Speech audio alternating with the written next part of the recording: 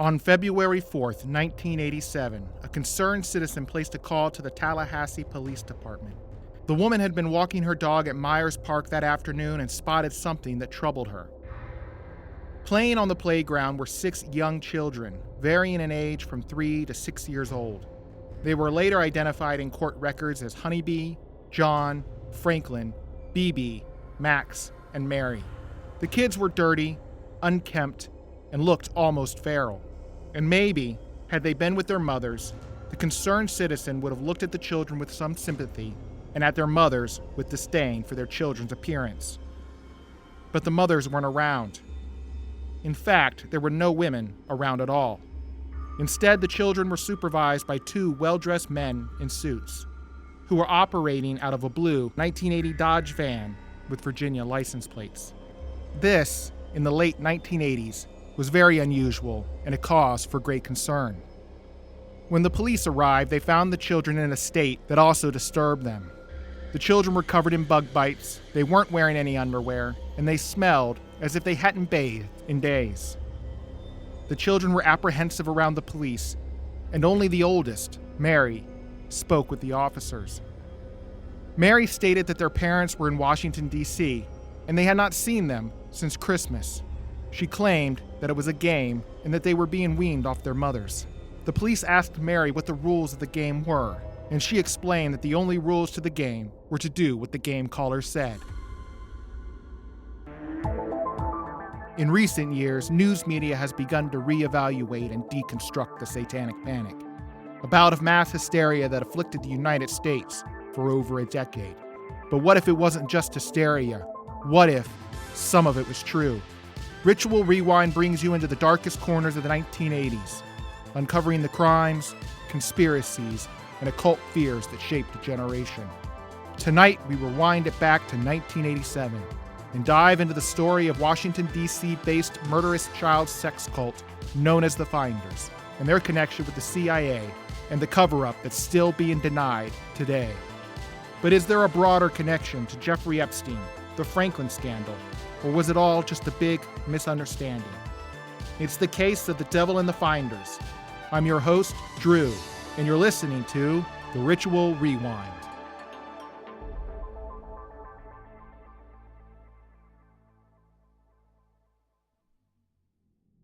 The 2 men identified themselves as Michael Howell, 23, and Douglas Ammerman, 27. When questioned, the 2 men were evasive and unable to provide any information on the children's parents, but they claimed to be the children's teachers and said they were en route to Mexico to establish a school for brilliant children. This confession set off more alarm bells for the police officers. 2 men with no blood relation to these children were openly admitting to attempting to leave the country with them. The police immediately put the 2 men under arrest for suspected kidnapping and felony child abuse. And at that moment, Hal pretended to faint and threw himself to the ground. One of the arresting officers recalled the faint to be overly melodramatic, a Scarlett O'Hara kind of reaction. Hal refused to get up off the ground and was ultimately carried away by the police and placed in the back of a patrol car. And from that point on, the 2 men refused to speak to the officers any further. Ammerman handed the police officers a business card. On the front of the card was a phone number for them to call, and on the back, a message that read, "The bearer of this card knows his constitutional rights to remain silent, and he intends to do so." The allegations against the 2 men would lead investigators to a group known as the Finders, with connections to the CIA, the State Department, and the FBI's Foreign Counterintelligence Division, and their involvement in a well-organized child abuse scheme. With the 2 men in jail and the children in protective care, investigators searched the Dodge van. Inside was a foul-smelling odor and a soiled mattress. It appeared obvious to the officers that the children had been living in the van for quite some time. Further searching of the vehicle revealed 20 floppy disks and a telex machine. A telex machine, if you don't know, because I didn't, was a communication device used in the 1980s to send text messages over telephone lines, kind of like a fax machine, and it was a device that was uncommon for many average Americans. The police also found numerous documents, one of which pointed investigators to a business called Future Enterprises. operating out of a home at 1307 4th Street, Northeast, in Washington, D.C., and a warehouse just outside of the city. Also found in the van was a letter addressed to the mother of Ammerman. It read, "This is to testify that your son Douglas is a true master of the art of fucking. The shape of his cock is unique, and he is truly an artist at using it to give us the most pleasure. The depth, the width, the heights, no other man touches us this way. His hands have magic as they stroke our slender limbs and moist pussies. Oh, Mrs. Ammerman, we cannot thank you enough for having raised such a great stud. Just think, if he had never left home, we'd never have known the ecstasy of his throbbing passion." The letter was signed The Three Wives of Gung Ho. Gung Ho was the group's doctor, and he had recently left for China. Another strange document was found, a poem called The Ballad of Ballads, that was found pinned to the wall of the van. It read, and bear with me, it is a long one. The Ballad of Ballads. What were their names and what were their games? Who are these funny persons who play the game of games? Sometimes they act like nice guys or dragons raising hell. But before it flips, they change the game. That's why it works so well. When I first met the players, they lived in a funky house. They had rats down in the basement and carpets full of louse. In the living room, the nymphs danced. In the basement, they smoked pot. They had one thing in common. They needed to learn a lot. Some went to the country and some went to Georgetown. They scattered to the winds. They couldn't stand to hang around. Some went across the river and got into real estate. They started making money and thought it was great. The ones out in the country, they smoked a lot of pot. Their game was getting colder, but they thought that it was hot. The one who went to Georgetown was working for the Temps. She had a big apartment and paid a lot of rent. Her guests weren't very helpful, which made it kind of rough, but she turned it into learning, and that's how she got tough. The boys across the river, they had the best of trips. They had 5 men working with them, making first-rate buggy whips. But boy, they were surprised when their game began to flip. They took an old man's ticket, and they lost their zip. The tough one down in Georgetown, she moved to Glover Park. She got together with her friends to make the New Age arc. They bought themselves some buildings and filled them up with fools. Then the fools became the teacher in the topsy-turvy school. The woman in the country got tired of all the noise. She wished that they would stay away, except for her 2 boys. She got a house with 14 rooms, but she wonders what is coming next, down to this very day. The players got a warehouse over in town. Right next to the pool hall, no one would come around. So they made it green and global and invented games to play. Now their friends sign up 2 months ahead to use it for one day. They woke up one fine morning and 5 had disappeared. They were gone to Pennsylvania, or so it did appear. 4 more they say they wished away. Now everyone's perplexed. They don't know what to wish for or what is coming next. The disappearing players showed up on the West Coast. They started into playing all the games they liked most. They made themselves a magnet and started to attract. Pretty soon a lot of persons come to get into their act. A dozen persons gathered in the middle of the night. They loaded up and disappeared before the morning light. Just like a tribe of nomads, they drove across the land. They go to where the problems are because they're the backup band. They slipped into their playhouse and quietly began to make another model according to their plan. The word leaked out that they were back. They opened a bank, and all their old connections came to get a lot of spank. They went to San Diego where they met another fool, and then on to Hawaii where they opened up a school. The gifts and games abounded, the dramas all unfurled, and they went to earn and learn their way around the world. So they wintered in Miami, he showed them what he knew. The PhD, she fell in love with Sufi businessman. The cabin on the mountain was the newest school of schools, with 2 mean kids from Arlington and other assorted fools. A man from Oxford joined the crew, where he set the tone. They took a trip to England and consumed his student loan. The Sufi and the CPA invested in the town. They went to Panama and invited a clown. In the midst of all the folly, the tough one led a team. That kept the student's ship afloat till she ran out of steam. But before she left, she asked him to elevate the game. So he started calling prayer meetings and everybody came. The parents and the cult watchers thought they were very hip, but they ran into a buzzsaw of wit and humor kind. The fat man got his ring back, but lost his peace of mind. The players all got married and began a hive of bees, with kids out in the country and adults on their knees. A crew went out to China and came back to start HQ. They learned to follow orders, and they solved some problems too. The great Diadact departed for the school, but first she signed some paper for recording on the sly. The boys got legalistic, and Mother was distressed. When in the act of curtsy, their land was repossessed. What were their names and what were their games? Who are the funny persons who played the game of games? Sometimes they act nice guys or dragons raising hell, but before it flips, they change the game. That's why it works so well.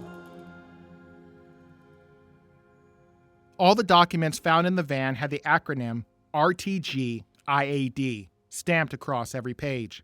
It stood for Ready to Go in Any Direction. The Tallahassee Police Department contacted the D.C. Metropolitan Police and requested more information on the men in custody. They were informed by the D.C. detective James Bradley. We've been looking at these freaks. They're linked to a case currently under investigation in the city, a case that is believed to involve bloodletting, child orgies, and satanic worship. On December 15, 1986, less than 2 months prior to the 911 call, D.C. Metropolitan Police were called to the residence at 1307 4th Street Northeast, Washington, D.C., on reports of a satanic cult operating at the home. There, the police found a stone altar in the garden at the back of the house, but there were no other signs of a cult. But their interest was further piqued because a few years prior to that, in 1983, a woman, Barbara Medea, died while living at the residence. She had been attempting to leave the group that lived at the home, but she was physically restrained and held without food and water for days. She died as a result. But the investigation into her death was stopped almost as soon as it started, which would become a reoccurring issue with the Finders Group. On February 6, 1987, 2 days after the Tallahassee Police Department were alerted to the children in distress, the D.C. Metropolitan Police raided the warehouse owned and operated by the Finders. This was following a 2-day stakeout in which they watched well-dressed men enter and exit the building with young children. In the warehouse, they found a hot tub, a sauna, and a video room. The video room was set up as a kind of indoctrination center, with topics on brainwashing and mind control of children, as well as materials explaining in detail how to procure more children with tactics that included impregnating members of the group, kidnapping, trading, and purchasing them. The warehouse also contained its own sound stages set up for video recording. There was a large collection of photographs, some nudes. One even had a child in chains. Included with the photographs was an album entitled The Execution of Henrietta and Igor, and the contents of which were much more disturbing than anyone could have imagined. The album portrayed the children engaged in what appeared to be a blood sacrifice, with the children killing, skinning, and disemboweling 2 goats. On February 7th, a spokesperson for the Finders, Robert Terrell, walked into a local news station in Washington, D.C., to speak with reporters. He wore on the back of his head a Ronald Reagan Halloween mask and said that in early 1987, Hal, Ammerman, and the children left Washington, D.C. for Berea, Kentucky, and they had the full support of the children's mothers. They were going to the Berea area at the invitation of Reverend Jim Weicker to assist in the construction of the New Hope retirement community. But when the group arrived, they realized that Reverend Weicker was not ready for the groundbreaking, so the men took the children on a camping trip. The mothers at the time were in San Francisco working in the Future Enterprises offices to earn money to help pay for the building of New Hope. Powell continued to further explain. It was a mistake for the men to claim to be taking the children to Mexico, because they were not. He ended the press conference with this: Reasonable people will realize a mistake has been made, and it was blown out of proportion, and this has gone too far. The origins of the Finders dates back to before World War II, and was founded by a man named Marion Petty. Petty was born in 1920 and was a high school dropout. He joined the Air Force and attained the rank of Master Sergeant, and some believed that he served as an intelligence officer during the war. He retired in 1956. Petty started the group on a whim in the 1930s when he rented 2 apartments in D.C. He opened them up for anybody that wanted to come in. The idea was that they were going to teach him about power, money, or sex. The group originally consisted of a handful of artists and craftsmen, and by their own account, the group promoted an alternative lifestyle. They lived communally and pooled their finances and shared property. The Finders focused upon ongoing loyalty, dependence, and devotion to one another, and preferred to teach their children with hands-on experiences instead of the more conventional means. Members of the group would say the reason that they became known as the Finders was because they helped people find things. As the group grew, the Finders as a whole settled on a 90-acre property in Culpeper, Virginia, beneath the foothills of the Shenandoah National Park, a popular location for the countercultural hippie movement of the 1970s. The commune contained a 2-story structure and 3 cabins, but the members routinely slept in tents outside. The children could often be found playing in the nude, and on every full moon, the Finders would alternate holding a festival and celebration that included music, drugs and alcohol, and pagan rituals with the neighboring communities. And after the children supposedly went to bed, the members of the group would participate in mass orgies. Petty was a charismatic individual and described as a global thinker, and the group grew to believe in the unequivocal power of its leader. Petty's words were law, and he used that power to begin a social experiment on his followers. He forced them to live and act in unconventional ways. He said the idea was to explore your own persons and discover your own true nature. You can't do that just by sitting behind a desk or on a couch in a routine way. You have to have some experiences. He became known as the Game Caller and pushed his group to play elaborate games. In 1972, Petty founded Future Enterprises, a computer analyst company that focused on data collection and training, and it employed many members of the Finders. By the 1980s, the long-haired, free-love members of the group were slowly replaced by middle-aged men in business suits. The hippie commune had become a yuppie habitat. After the arrests of Ammerman and Howe and the publication of the photos of the 6 children, the Tallahassee Police Department were inundated with numerous phone calls from concerned parents of missing or kidnapped children. One of the children looked like a child that had gone missing in Alexandria, Virginia in 1984. The children also piqued the interest of detectives in Philadelphia, Pennsylvania, because 3 children had gone missing under the care of a babysitter the year prior.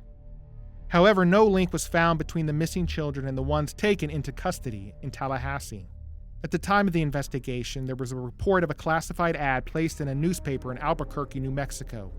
The ad read, "Searching for birth parents or an adopted child? For info in a computerized database, contact Future Enterprises." It left a P.O. box in Tacoma, Washington. While in protective custody, the 6 children were required to see a psychologist. And while meeting with the children, the psychologist discovered that the children were unfamiliar with common household objects, such as telephones, TVs, and toilets.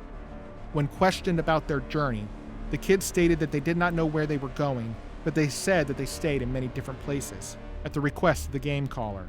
The kids slept in tents and cooked over candles.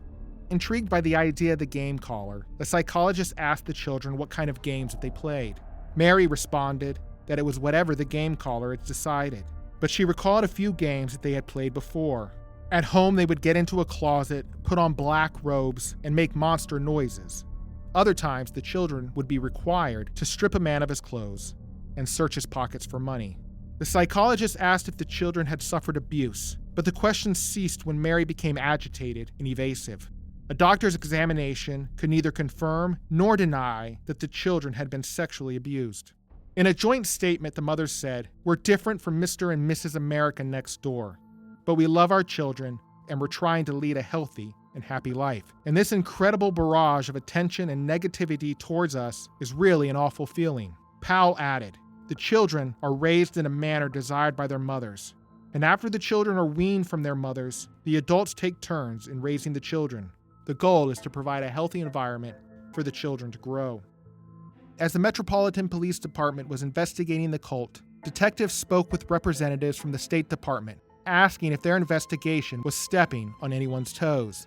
The agency's response was, sort of. 21 former members of the Finders Group were interviewed by the DOJ, and they stated that they had been recruited by the organization with promises of financial rewards and sexual gratification. But many had become disenchanted with the quasi-military order under the direct supervision of Petty. Women in the cult were often forced to serve at Petty's demand, as if he were the Lord. One woman recalls being summoned to the attic one night while staying at the home in D.C. for the purpose of having sex with Petty. She left the cult soon after, and her home was set on fire. It was ruled an arson, but the case was never solved. If members tried to leave the cult, they were subjected to physical and psychological pressure, including harassment campaigns with letters from the group. However, the DOJ came to the conclusion that the Finders were made up of overeducated, tech-savvy non-achievers who lacked initiative to succeed on their own, and fell under the sway of a charismatic leader that gave them direction and a sense of self-importance. On April 13, 1987, the investigation into the cult was ended by the CIA. A Metropolitan Police Department report stated that the CIA had a vested interest in the group and demanded that the case file be marked confidential and do not disseminate. The CIA further ordered the MPD to terminate any further investigations. MPD Chief Maurice Turner, Jr. held a news conference at the behest of the CIA. Chief Turner rejected allegations that the Finders were involved in satanic rituals or child abuse. He said there was no evidence of criminal activity by the group. The group's practices were eccentric, but they were not illegal. The abuse charges were dropped against Howell and Ammerman, and they were released. As for the children, they were returned to their mothers. In an explanation for the photos of the children engaged in slaughtering of the goats, Powell stated, "We had 2 goats in the summer, and rather than leave them there to starve over the winter, we butchered and ate them. We thought it would be a good learning experience for the children, and it turned out to be a delightful experience for them." In response to the materials found on mind control and brainwashing, Robert Terrell said they were just molding them mentally, as any good guardian would do for their child. After the dismissal of the charges, speculations began that the organization was a CIA front that had been covered up with the cooperation from the State Department and the FBI's counterintelligence agency. And Petty's connections to the CIA couldn't be denied. His wife Isabel was a stenographer and worked for the agency from 1952 to 1961. His son George flew for Air America. Air America was a passenger and cargo airline established in 1946 by the CIA. It supplied covert operations in Southeast Asia during the Vietnam War, including allegedly providing support for drug smuggling in Laos. Its slogan was anything, anywhere, anytime. There were also connections between Petty's company, Future Enterprises, and the CIA. In 1993, Customs Agent Ramon Martinez met with United States Congressman Charlie Rose and Tom Lewis to encourage a second look at the case. At the prompting of the 2 congressmen, the Justice Department opened an investigation both into the Finders and of the 1987 investigation. And once again, the DOJ declared that there was no criminal wrongdoing and there was no cover-up by the Justice Department. The CIA has continued to deny any involvement with the Finders. Thank you for joining us tonight on the Ritual Rewind. In researching this episode, we relied on the New York Times, the LA Times, and the Washington Post, and many local newspapers, as well as the heavily redacted case file from the FBI. I'm looking to grow this podcast, so if you like it, please rate it and review it. If you're listening to this on YouTube, give it a like and a comment. And as always, you can interact with us at The Ritual Rewind on Instagram, TikTok, and Facebook.